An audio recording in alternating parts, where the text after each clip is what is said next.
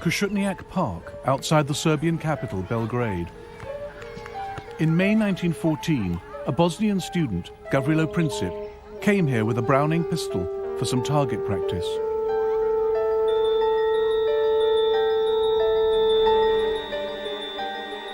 Princip was 19 years old.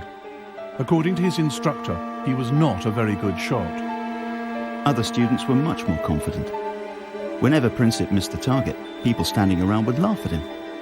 That would drive him to tears. Out of sight in the forest, he had a chance to get his eye in, shooting at trees. His ultimate goal was far more ambitious. I am an adherent of the radical anarchist idea, which aims at destroying the present system through terrorism. In 1914, Princip's wish was granted.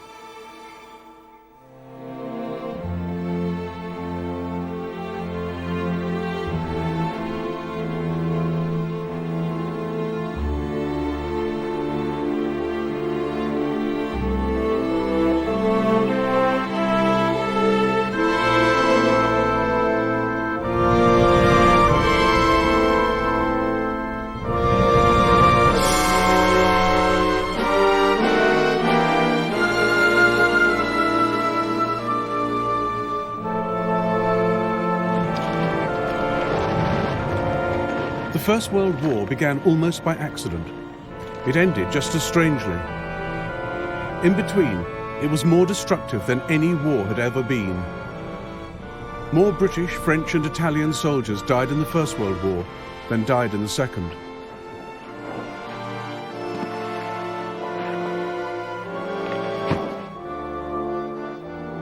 It was the first genuinely global conflict, fought not just on the fields of France and Flanders, but up mountains, across deserts, at sea and in the air. The First World War shaped the 20th century. It sparked the Russian Revolution. It launched America as a world power. The fault lines from its failed peace settlement led the world to a second terrible war barely 20 years later, then to the Cold War. But the ideas the men of 1914 fought for still shape our world today.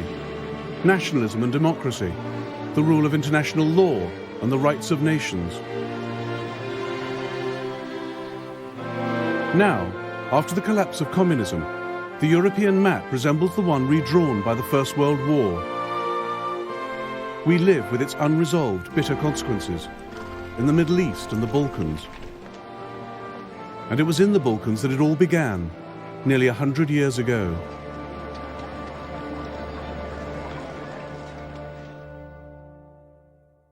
At the start of the 20th century, as at its close, the Balkans were the most unstable part of Europe. Here, three great empires fought for power and influence: the Austro-Hungarian, the Russian, and the Ottoman.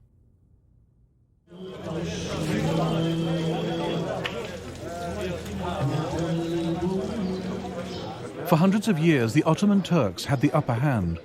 Serbia, Bosnia, Albania were under their control.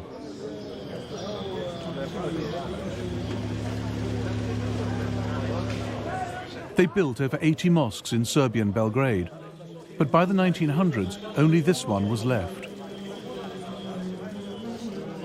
Serbia had thrown the Turks out and set herself up as an independent Slav kingdom.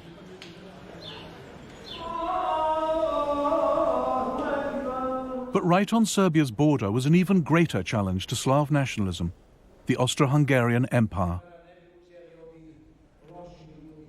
The old Turks of the south have gone, but new enemies come from the north, more fearsome and dangerous than the old. They want to take our freedom and our language from us and crush us.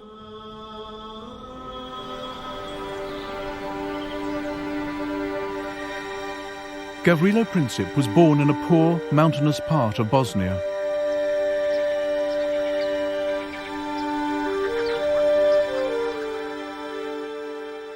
His house was destroyed in the Balkan Wars of the 1990s.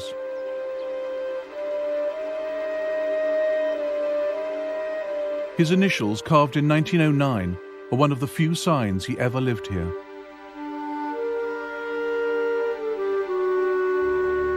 The year before, control of Bosnia had been wrested from the Turks by the Austro-Hungarians, the enemy Princip wanted to destroy.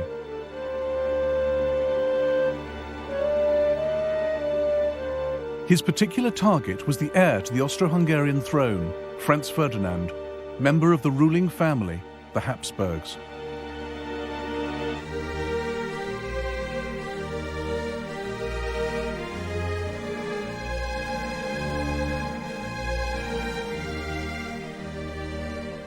That extraordinary empire, known as the Austrian-Hungarian dual monarchy, is less an empire, or a kingdom, or a state, than the personal property of the Habsburgs, whose hereditary talent for the acquisition of land is recorded on the map of Europe today.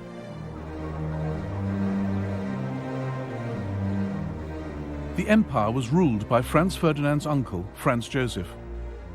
He sat on two thrones, as Emperor of Austria and King of Hungary. By 1914, he'd been in charge for 66 years. He'd spent them trying to resist change of any kind. Hardly ever seen out of military uniform, he hated the idea of political reform.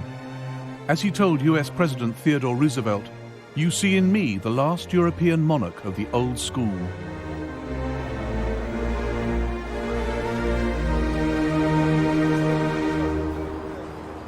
Austria-Hungary was a key part of European security, a multinational empire keeping the peace on the borders of the West. The capital, Vienna, was one of the great cosmopolitan centers of Europe. This was the empire that produced Freud and Mahler, Schiller, Kafka and Strauss. It contained at least 10 different nationalities, not just Austrians and Hungarians, but Czechs, Slovaks, Poles, Romanians, Italians, Croats and Bosnians. A guide was prepared by the British Foreign Office to help work out who was who. Teutons, anti-Slav, vigorous and Very wooden and hard-headed, shy and suspicious, Manly and close-fisted. patriotic. Very tall, big noses. Slovaks, ignorant but artistic. Ruthenes, savage and ignorant, but Czechs, musical. energetic, forceful, intensely... But it was also an empire in a state of constant crisis. Poles, all for Polish independence. Bosnian Serbs, pro-Yugoslav. Italians, anti-Austrian. In all the empire, only the Hungarians and Austrians had any real power, and the Hungarians refused to share it with the rest.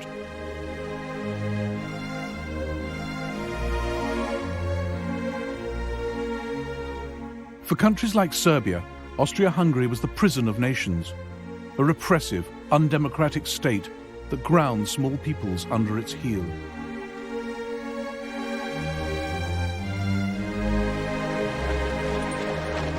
In 1905, there were nationalist demonstrations in Vienna.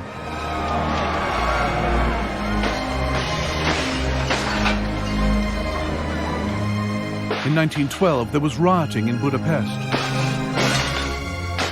By 1914, there'd been ethnic unrest in nearly every part of the Austro-Hungarian Empire.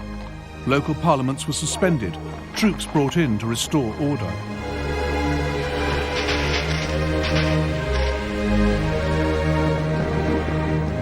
Austria-Hungary's domestic problems gave opportunities to her enemies.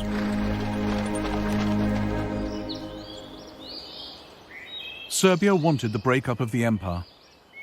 She welcomed national unrest, particularly in Croatia and Bosnia.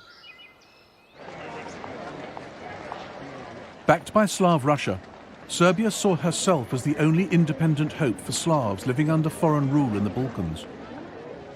She wanted to unite them into a single South Slav state, Yugoslavia.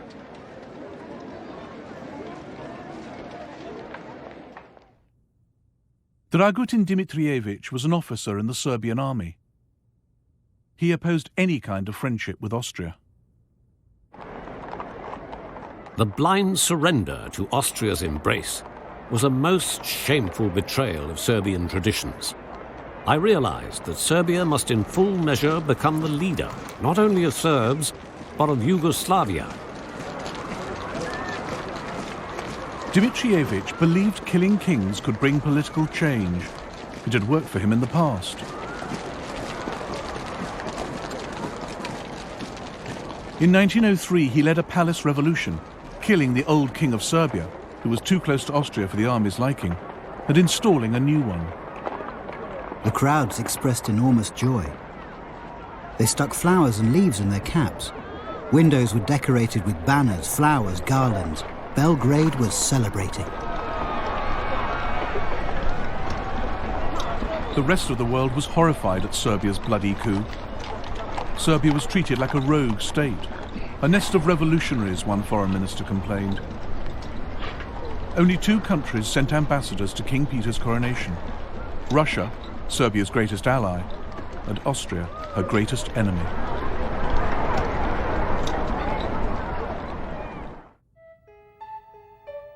Dimitrievich was also one of the founding members of the Black Hand, a secret military society that used terrorism and assassination to try and establish Yugoslavia.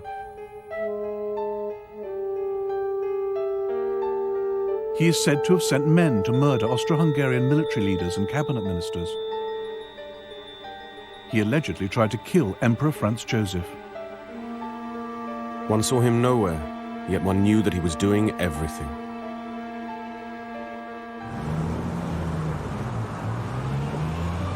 By the spring of 1914, Gavrilo Princip was also in Belgrade, talking revolution with his friends.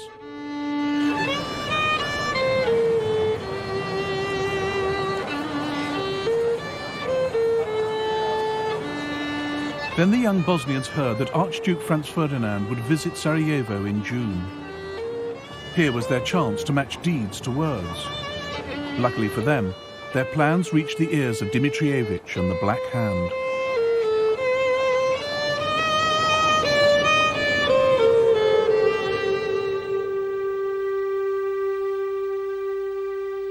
Dimitrievich worked in the Kalemegdan fortress in Belgrade as chief of Serbian military intelligence.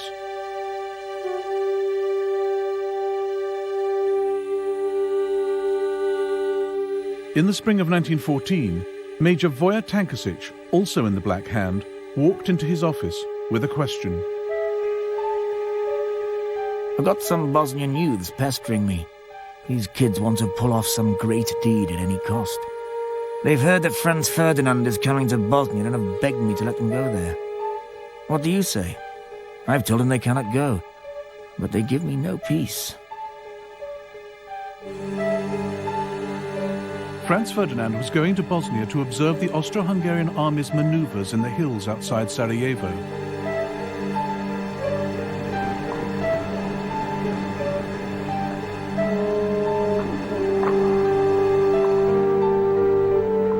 As intelligence chief, Dimitrievich feared these maneuvers were a smokescreen, that what Franz Ferdinand really planned was an invasion of Serbia.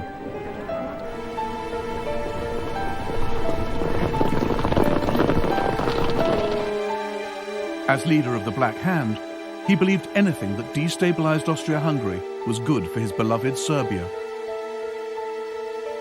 Princip's plan to murder Franz Ferdinand suited him perfectly. Fine, he said. Let him go.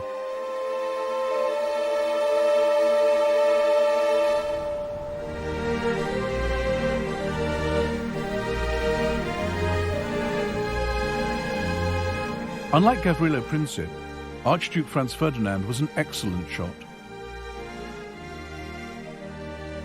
One of his castles, Konopisht, in what is now the Czech Republic, is full of the evidence.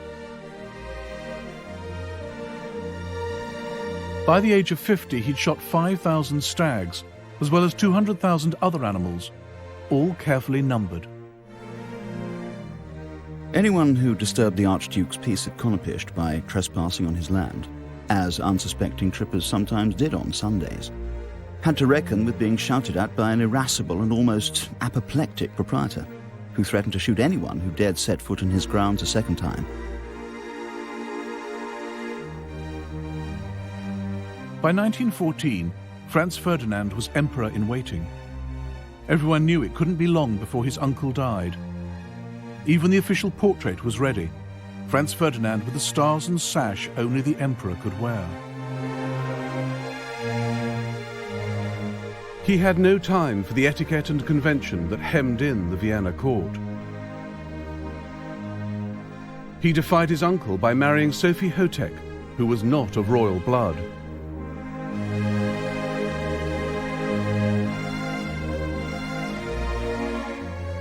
The most intelligent thing I've ever done in my life has been the marriage to my Soph. She is everything to me. My wife, my advisor, my doctor, my guardian angel. In a word, my entire happiness. Franz Ferdinand also had radical ideas for political reform. He recognized that the less power national minorities had within the empire, the more they'd look to other countries for help. The old system allowed ethnic Germans and Hungarians to dominate the government. It was a system that couldn't last. I can't help being surprised that there is any loyalty left among the nationalities after their treatment for so many years past. I must have them with me. This is the only salvation for the future. In 1914, the German emperor came to stay with Franz Ferdinand at Konopisht. The Kaiser had a simple solution for dealing with troublesome national minorities. The Slavs are born not to rule, but to obey. This must be brought home to them. And if they imagine they can look to Belgrade for their salvation, they must be cured of this belief.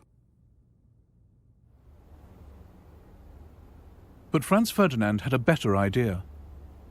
He thought political reform was the best way to keep the multinational Austrian Empire on its feet and protect his own future as emperor. He had this map drawn up, showing how the Habsburg Empire could become the United States of Great Austria. Above all, Franz Ferdinand wanted to avoid war in the Balkans. One night, he made a toast after dinner. To peace. What would we get out of war with Serbia? We'd lose the lives of young men, and we'd spend money better used elsewhere. And what would we gain, for heaven's sake? A few plum trees, some pastures full of goat droppings, and a bunch of rebellious killers. Gavrilo Princip crossed the border from Serbia into Austria-Hungary here at the Drina River. He paddled out to Isakovic Island, where there was a Serbian guard post. The soldiers helped him wade ashore into Bosnia.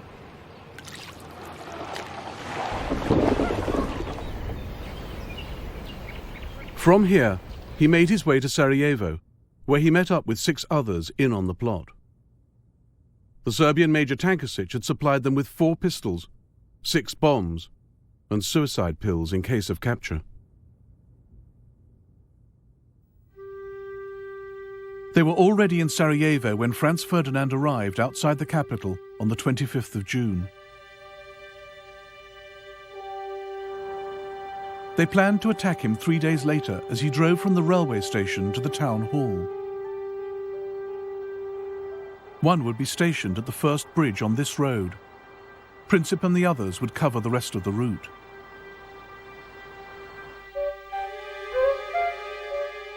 Franz Ferdinand chose the date of his visit badly. Sarajevo was decked in flags for the occasion, but the 28th of June was Serbian National Day, a natural focus for hatred of the Habsburgs, as the Serbian ambassador to Vienna warned. This will cause much discontent. Some young Serb might put a live round rather than a blank in his gun and fire it.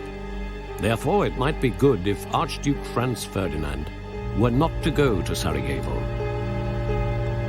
But the Austrians laughed off the ambassador's fears. On the morning of the 28th of June, Franz Ferdinand and Sophie arrived by train in Sarajevo. Despite the warnings, security was light. No soldiers lined the streets, just a handful of policemen.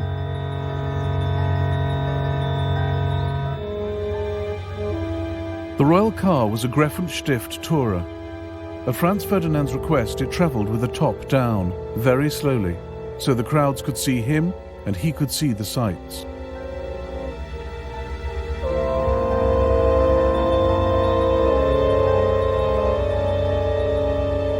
As the procession passed the first bridge, the conspirator there threw his bomb.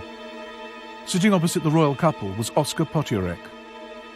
The explosion came immediately after the Archduchess's cry to drive on quickly. I was sure no damage had been done to our car, and the Archduke commented very calmly, "I've always thought something like this might happen."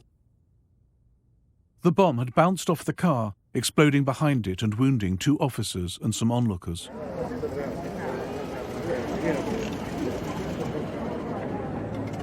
Franz Ferdinand stopped to ask after the casualties before hurrying on to the town hall.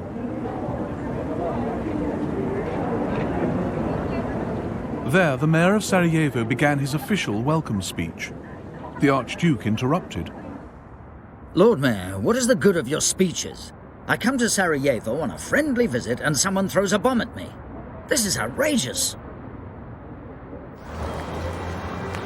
So far, the young Bosnian's plans had gone badly wrong. Franz Ferdinand was alive, official security was now on high alert. Gavrilo Princip turned to go home, stopping on the corner of Franz Joseph Street to buy a sandwich. Then his luck changed. Franz Ferdinand had left the town hall. He should have been driven straight along the river, travelling too fast to give any other assassins a chance. But his driver took a wrong turn at the corner of Franz Joseph Street.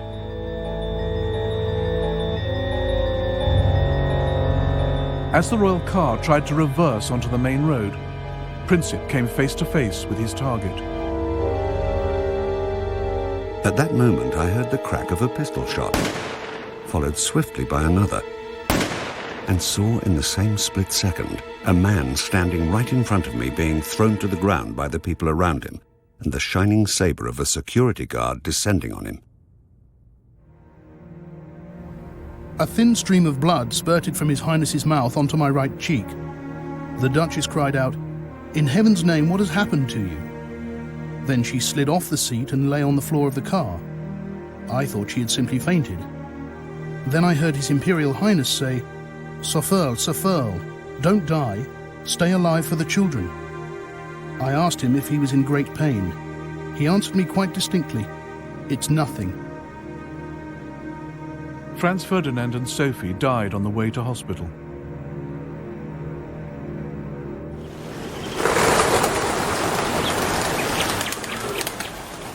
The people of Sarajevo didn't know that a clutch of Serbian army officers had secretly sponsored the assassination. But they made the same leap the world did, that Serbia had as good as pulled the trigger herself. The pro-Austrian element in the crowd went wild. The excitement of the moment turned into fury against everyone and everything Serbian. Serbian shops, schools and churches were smashed and looted. The streets choked with furniture, clothes, bicycles, books, even icons and crosses, twisted and befouled, lying in heaps in the gutters.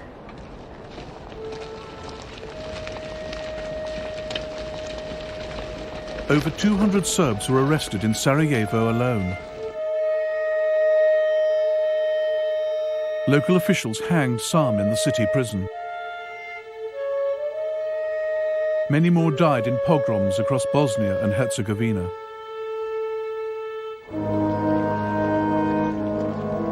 The funeral of Franz Ferdinand and Sophie was held in Vienna on the 4th of July.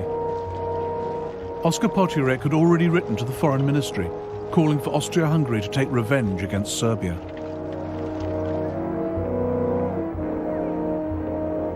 We must take the first opportunity for a destructive blow against Serbia to give the monarchy a few decades of calm internal development. Serbia must learn to fear us again.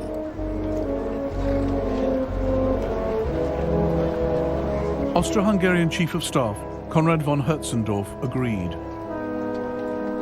This is not the crime of a single fanatic. Assassination represents Serbia's declaration of war on Austria-Hungary. If we miss this occasion, the monarchy would be exposed to new explosions of ethnic unrest. Austria-Hungary must wage war for political reasons.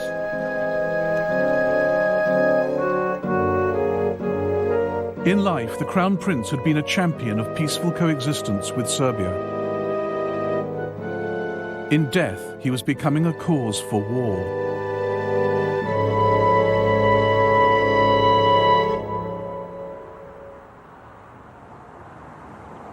The murder of Franz Ferdinand did not immediately set Europe alight. International tensions in early July remained low. But behind the scenes in Vienna, Austria-Hungary's leaders were planning how to take revenge on Serbia without getting stamped on by Serbia's powerful friends.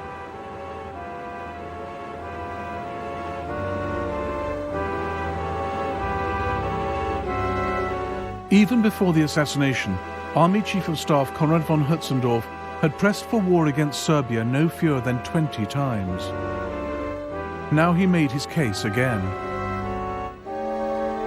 I expressed to His Majesty my opinion that war with Serbia was unavoidable.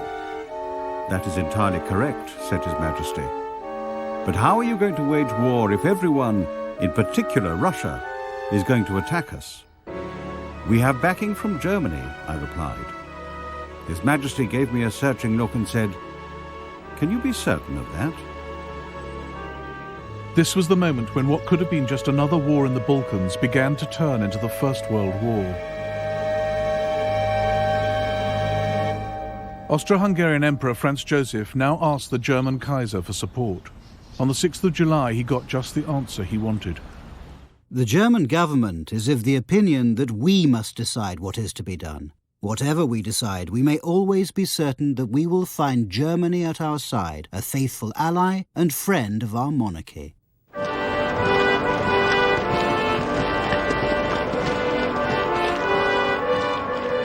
Germany's crucial decision to back Austria was made with no care for the consequences.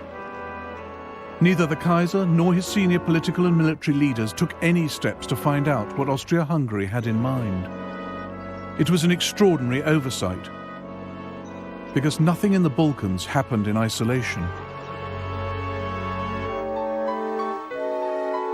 Europe was divided into two camps. On one side were Germany, Austria, Hungary and Italy. On the other were France and Russia. War with one could mean war with the others. No one knew how Russia would respond if one of the leading Balkan countries was attacked. She might go to war with Austria to protect Serbia. Then Germany would have to fight to protect Austria.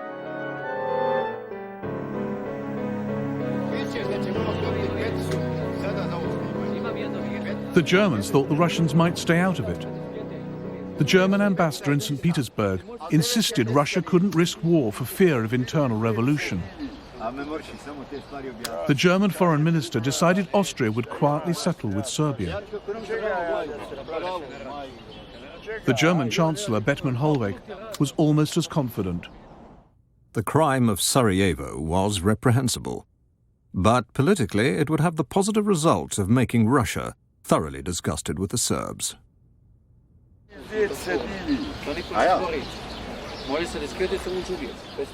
It was Germany's confident support that pushed Austria forward.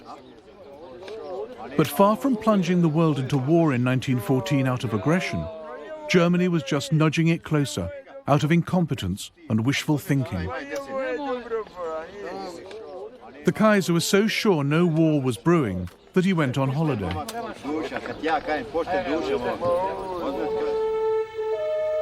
In Sarajevo, the trial of Gavrilo Princip was underway. The court had plenty of evidence to prove that Serbian army officers had helped him. And with Germany's unconditional support, that was enough for Austria. She sentenced Princip to 20 years in jail, where he died in 1918. She sent Serbia an ultimatum.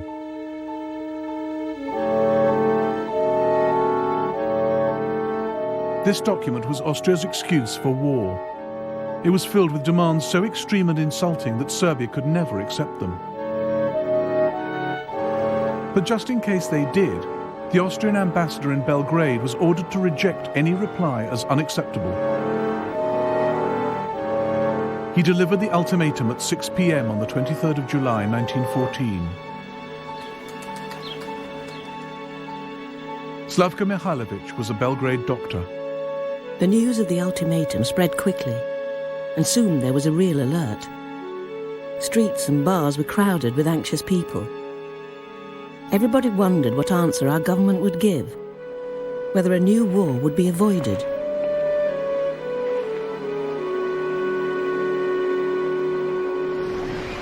Austria's ultimatum caught the world's diplomats napping.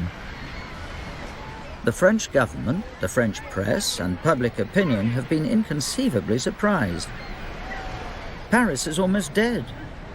All the ambassadors but one are out of town. The Italian ambassador is in Ireland. The Kaiser was on his yacht in Norway when the text of the Austrian ultimatum arrived. The Kaiser arrived on deck as usual after breakfast and said to me, I was still holding the wireless message, "That's a pretty strong note for once in a while." "It certainly is," I replied, "but it means war." Whereupon the Kaiser observed that Serbia would never risk a war. She might not have risked it on her own. But on the 24th of July, the Serbian regent, Prince Alexander, telegrammed Russia for help. In St. Petersburg, the Russian foreign minister spoke frankly to the British ambassador. Austria would not have acted so aggressively without the consent of Germany. I hope the British government would declare itself on the side of France and Russia without delay. Russia was convinced that Germany was warmongering. On the 26th of July, she called up her reserves. This was the second key stage of the crisis, as Britain's Foreign Secretary Edward Grey warned on the 28th. From the moment the dispute ceases to be one between Austria-Hungary and Serbia and becomes one in which another great power is involved, it cannot but end in the greatest catastrophe that has ever befallen the continent of Europe. Austria-Hungary declared war on Serbia that same day. The first shots of the war were fired from here, the Austrian fortress of Zemun, just across the river from Belgrade. In the dead of night, Major Voja Tankasic had the Black Hand blow the only railway bridge. Windows shattered to smithereens, and broken glass covered the floor. Patients started screaming. Then there was another explosion, and another one. So it was true. The war had begun.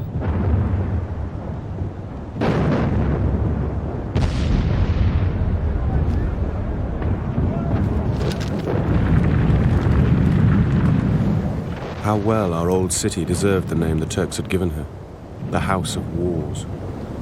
Shells fired from all sides were crisscrossing above her. The Austrians had peculiar weapons, the so-called monitors, little boats armed with heavy guns circling Belgrade like rabid dogs and firing from every direction. It was still only a war between Austria-Hungary and Serbia. And on the 29th of July, as the shells fell on Belgrade, there was a final attempt to keep it that way. A series of last-minute telegrams flashed across Europe. Tsar to Kaiser, cousin to cousin. Dear Willie, an ignoble war has been declared on a weak country. The indignation in Russia is enormous. Dear Nicky, I am exerting my utmost influence on the Austrians. I confidently hope you will help me to... Dear Willie, my troops shall not take any provocative action. But by now the crisis was beyond the control of monarchs or politicians. It was in the hands of the military. From the moment Russia mobilized her army, German generals knew their own clock was ticking.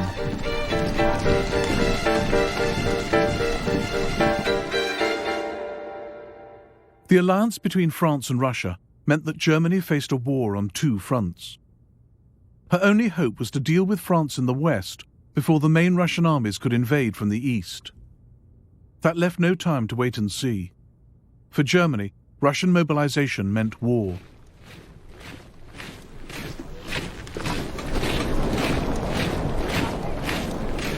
Germany hadn't looked for a fight.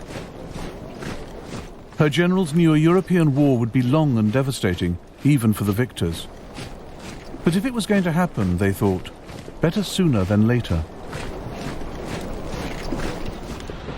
According to all competent observation, Russia will be prepared to fight in a few years.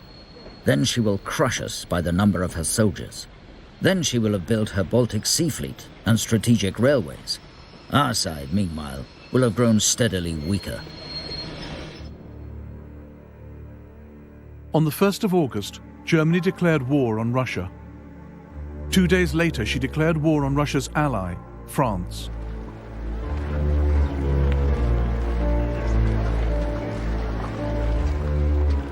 Across Europe, 10 million men headed off to fight.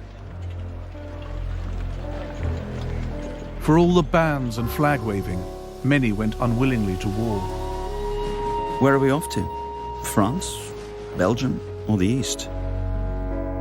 At the station, people waved goodbye, some with handkerchiefs. I thought of my wife and child left alone at home.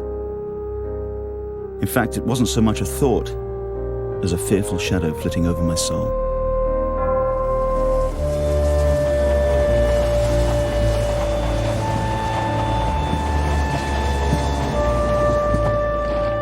God, how long is this town?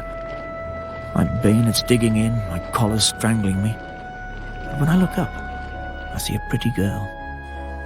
She is so full of admiration, so moved by it all that I realize we've got to look handsome and walk tall.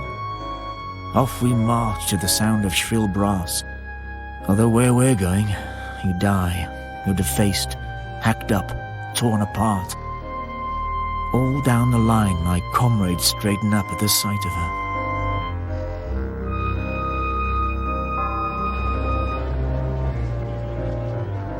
There's great excitement among my comrades. The bachelors are calm, they're even joking about it. Family men are depressed. Some are saying we'll get nothing from this war. We'll get beaten by the Germans. What's in it for us peasant soldiers? Why have we got to fight for some offended Serbs? The leaders had little better idea why they were fighting than the men. They had no lists of war aims. Germany and Austria, Serbia, Russia and France were all convinced they were fighting a defensive war, forced on them by someone else.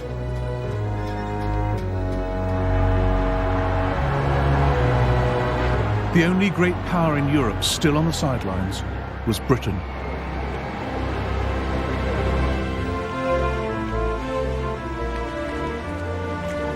On the 2nd of August 1914, Britain was still at peace, but only just. We've been in a state of great excitement as the reservists are being called up.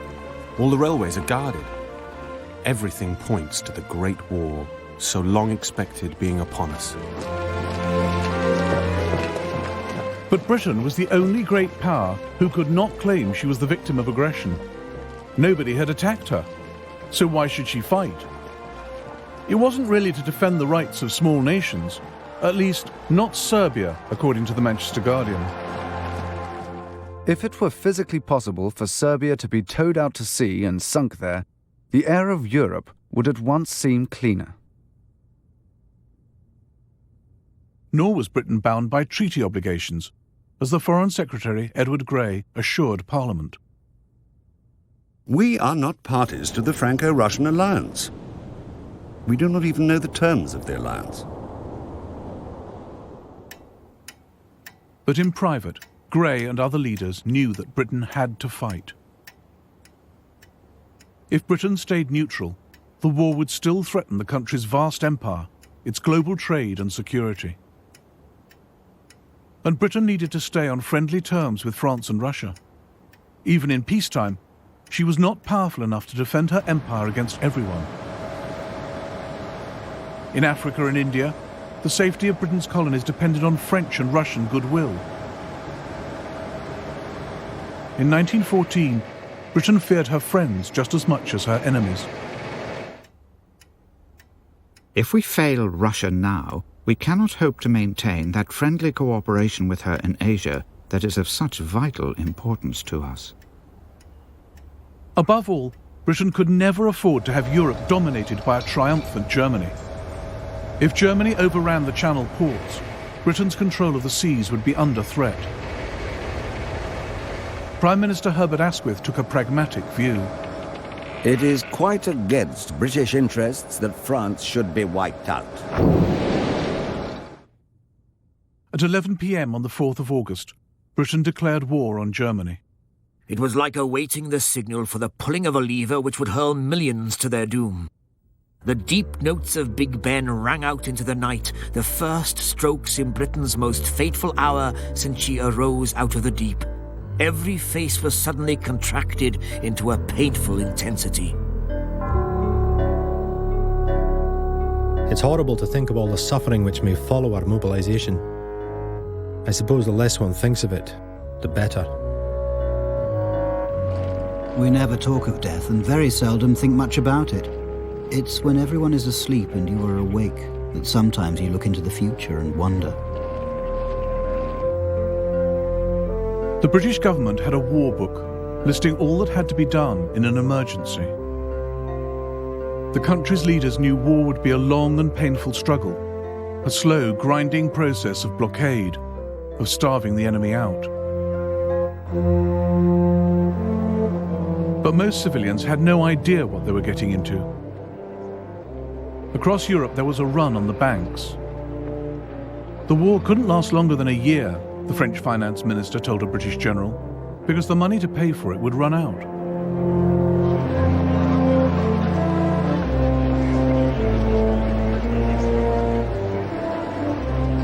Most people expected Britain, with the largest navy in the world, to fight a sea war.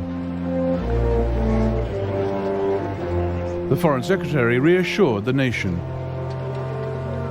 For us, with a powerful fleet, which we believe able to protect our commerce, to protect our shores, and to protect our interests, if we are engaged in war, we shall suffer but little more than we shall suffer if we stand aside.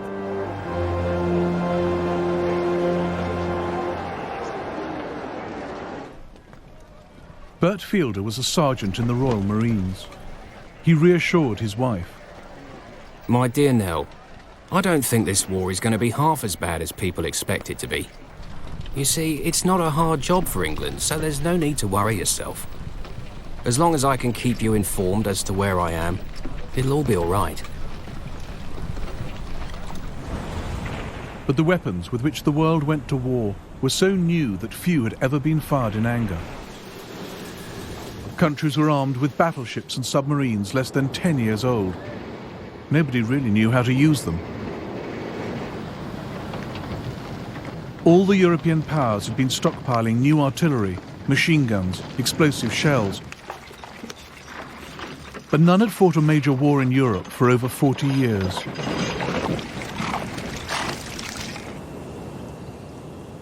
The crisis had begun in the Balkans. And as the Austrians faced up to the Serbs, the First World War started here as it would go on everywhere else. A war in which old scores would be settled and the rule book thrown away.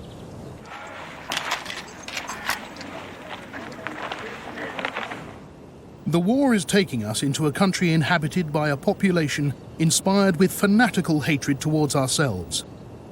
An attitude of extreme severity, extreme harshness and extreme distrust is to be observed towards everybody. In some sectors, Serbian civilians did fight a guerrilla war, not in uniform, not in the regular army. It was hard for the Austrians to tell who was a real enemy, who was not. But their reprisals against the Serbian people were vicious.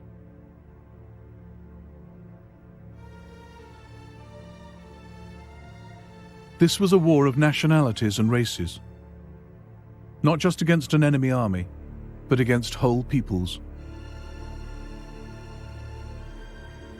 In the first month of the war, 4,000 civilians in western Serbia were killed or disappeared. They burnt houses down, looted, raped, killed. 17 people, all women, girls, children tied with rope, dead in a ditch by the road. All of them slaughtered. At 9 a.m., I went to Leznica to get some supplies for the battery. In the town, you could see the atrocities left behind by the enemy.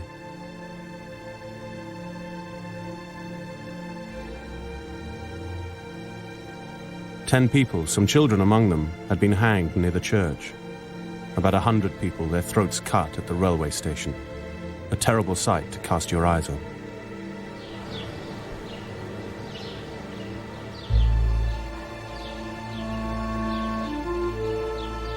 At the Serbian town of Prinjava, this memorial commemorates those who died.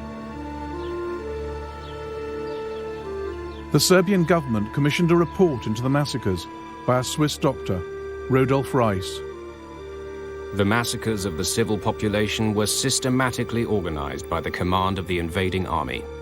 It's upon the command that all responsibility must rest, and also the disgrace with which this army has covered itself for all time.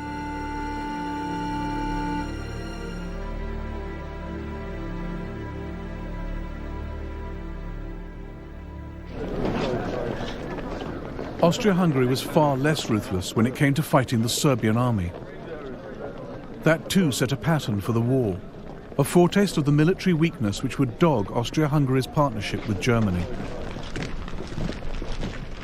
This was a war in which events on one front could have a critical effect on another.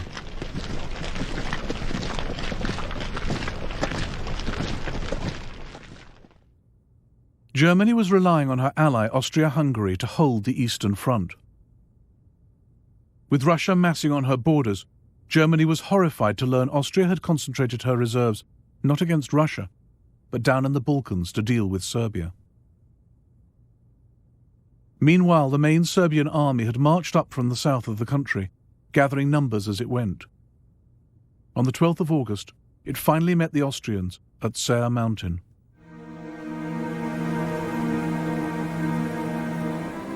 The Serbs had taken up strong defensive positions along the mountain range and waited for the Austrians to walk into the trap. The Serbs surrounded us. The Serbian artillery had the range perfectly.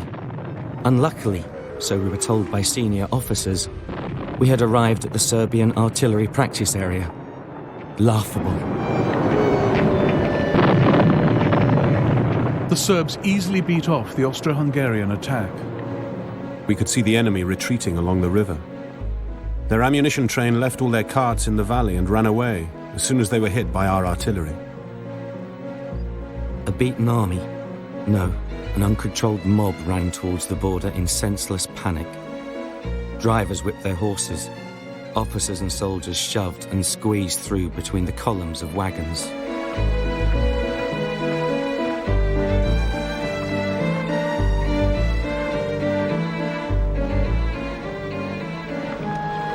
Austro-Hungarian prisoners captured in the first Allied victory of the war. Austria had thought Serbia would be a pushover, swift revenge for the murder of Franz Ferdinand. But Serbia had scattered the Austrian army.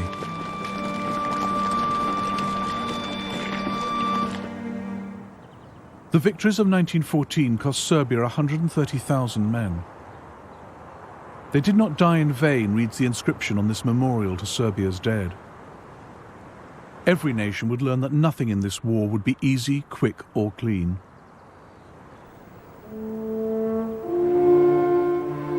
On the Western Front, a French ambulance driver wrote to his son, "Do you ever think of your daddy, walking day and night over ploughed fields and getting very used to shells exploding all over the place? I'd really like to hear from you. How's school? Don't be too quick to learn the geography of Europe. I think it's all about to change."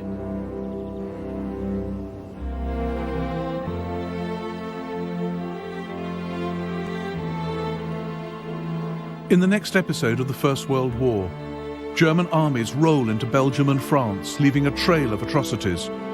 And France, aided by Britain, fights for her life.